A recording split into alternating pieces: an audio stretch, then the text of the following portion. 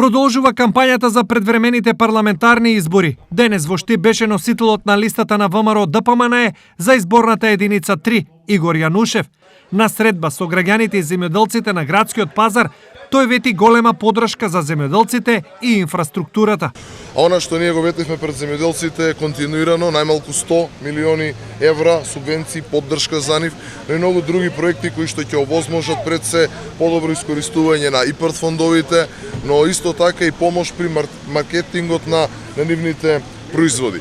Но она што е најбитно и она што е најкруцијално за сите земјоделци е впрочем навремената исплата на субвенциите.